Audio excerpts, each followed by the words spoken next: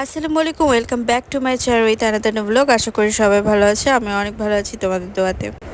তো আমি আজকে বোনের বাসায় চলে এসেছি, কারণ আপুর সাথে আবার অনেক দিন পরে দেখা করতে এলাম।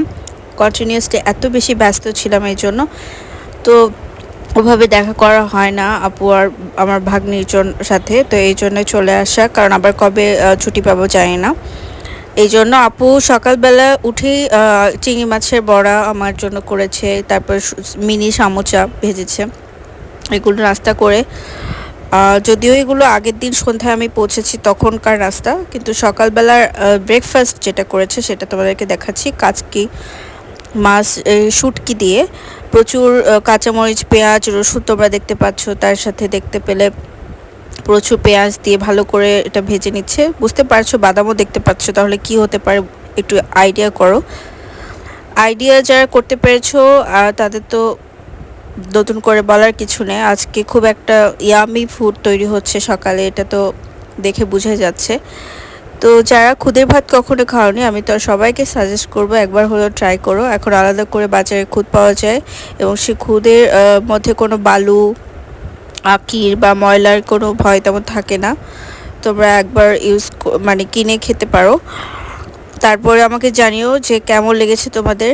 কারণ আমি তো খুদের ভাত খুব পছন্দ করি, আর টক জাতীয় কিছু ভর্তার সাথে থাকলে আরও ভালো লাগে।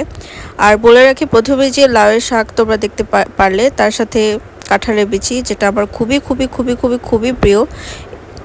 লাউ শাক আর কাঁঠালের বিচি হালকা করে সিদ্ধ বা ভেজে নিয়ে সেটা ভালো করে ব্লেন্ডারে কিংবা হাতে পাটায় পিষে ভর্তা আমার খুবই প্রিয়। আর এই তো খুদের ভাত হচ্ছে, এর মধ্যে হালকা করে একটু সরিষার তেল, তার সাথে শুকনো মরিচ, পোলাওয়ে যেসব মশলা দেয় যেমন তেজপাতা, এলাচ, লবঙ্গ, দারচিনি, সেগুলো দেওয়া হয়েছে। আর একটু শাক আলাদা করে রান্না করা হবে বলে আপু আলাদা করে রেখেছে। তো বাদাম ভর্তা হচ্ছে, সাথে কাচকি শুটকি ভর্তা, তার সাথে আপু বেশি করে শুকনো মরিচ যে ভেজে নিয়েছে, এটা দিয়ে হবে লাউ আর তোমার কাঁঠালের বিচি ভর্তা। তোমরা কাঁচামরিচও এখানে ইউজ করতে পারো, আর আলু ভর্তা তো মাস্ট। তো আমাদের সকালে খুদের ভাতটা যেটা আমরা খাবো, এই সময় কারেন্ট চলে গেছে, বাট খুব ক্ষুধা লেগেছে আর স্মেল আর থাকা যাচ্ছে না। পরে আমরা ওই অবস্থাতেই খেয়ে ফেলেছি। আসলে এত এত মজা ছিল। তোমরা বাসায় অবশ্যই যারা এখনও খুদে ভাত খাওনি ট্রাই করো। আর অনেক এলাকায় এটাকে বউয়া ভাত বা বউ ভাত অনেক কিছু বলে নাম। আর এই যে আমার ফেভারিট ভর্তা দেখো একবার, মানে দেখেই তো আমার এখনই জিভে আমার মানে ভয়েস ওভার দিতে গিয়ে আমার আজ মানে খেতে ইচ্ছা করছে। পরে আমার ভাগ্নি টাইম হয়ে এসেছে, এখন গোসল করার পরে আমার খালামণি যিনি আমাদের বাসায় হেল্প করেন, তিনি গোসল করে দিচ্ছিল। তো বাবু আমাকে অনেক ভালোবাসে, আমিও বাবুকে অনেক ভালোবাসি বলে আসলে যেহেতু বাসায় যাব নওগাঁয়, তার আগে দেখা করে যাওয়ার আর কি ইচ্ছা ছিল, এই জন্য আসা। তো এইখানে কাঁকরোল ভালো করে আন্টি ধুয়ে একদম পরিষ্কার করে নিয়েছে কেটে। আর এখানে একটু গরুর মাংস রান্না হবে দুপুরের জন্য। সকালে নাস্তার পরে আজকে দুপুরের মেনুও অনেক হেভি।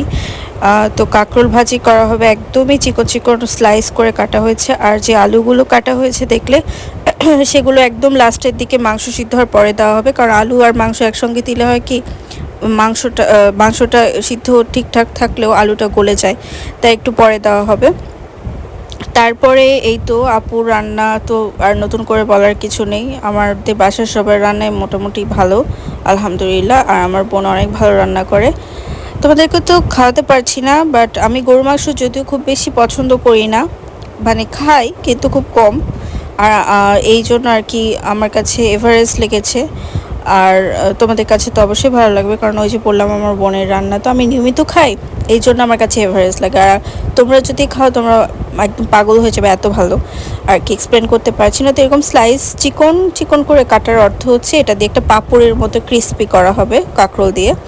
তো দুপুরেও একটু বাদাম ভর্তা ছিল, আমরা বাদাম ভর্তা, গরম গরম ভাত, তার সঙ্গে যেই শাকটা আলাদা করে রাখা হয়েছিল লাউ শাক, সেটা ভাজা, গরুর মাংস, তার সঙ্গে আপু রান্না করেছিল ছোট বড় অনেক আকারের চিংড়ি মাছ ভুনা।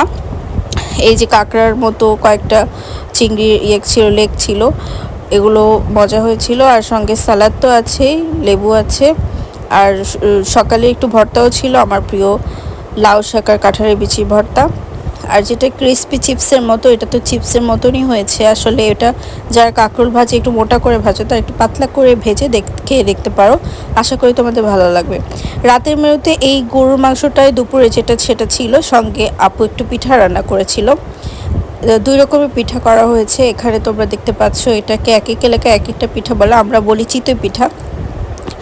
আর এখানে করা হয়েছে মালপোয়া অনেকে বলে, অনেকে আমরা বলি তেলের পিঠা। মিষ্টি এর মধ্যে ছিল তিল, নারিকেল আর বাদাম দেওয়া। অনেক অনেক অনেক অনেক অনেক মজা এটা হয়েছিল, মাশাআল্লাহ, আলহামদুলিল্লাহ। আর তোমরা যারা পিঠা বানাতে পারো না, তারা আমার আগের ব্লগ দেখতে পারো, আমি তালের পিঠা বানানো, তারপর অন্য পিঠা বানানোর ব্লগ দিয়েছি। পরের দিন এটা আমি চলে যাব আজকে, এই জন্য আমাকে স্পেশাল আর কি দুপুরে, আমার মাছ খুব প্রিয়, যারা জানো না তাদেরকে বলি, মাংসের থেকে আমার মাছ খুব ভালো লাগে নদীর।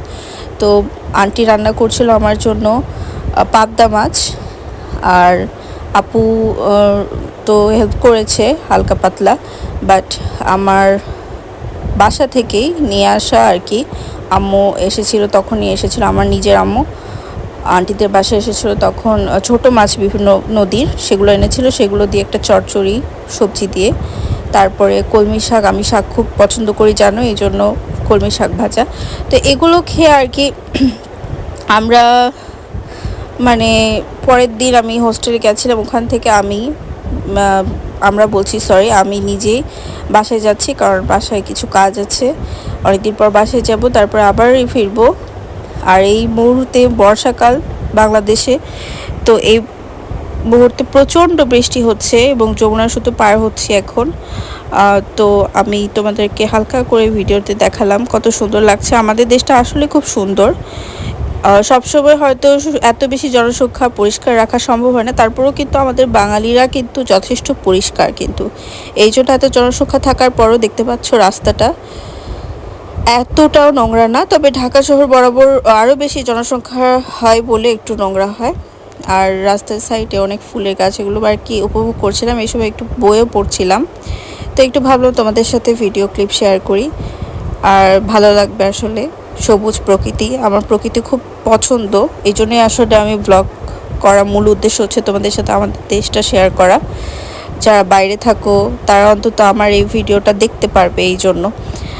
আর অবশ্যই নওগাঁ যাচ্ছি, যারা এখনও নওগাঁয় আসোনি একবারও অবশ্যই আসবে, এখানে অনেক ঐতিহাসিক জায়গা আছে দেখার মতো। শুধু দক্ষিণবঙ্গে যে হিস্টোরিক্যাল প্লেস বা ঘোরার মতো জায়গা আছে তা না, তো উত্তরবঙ্গেও অনেক জায়গা আছে।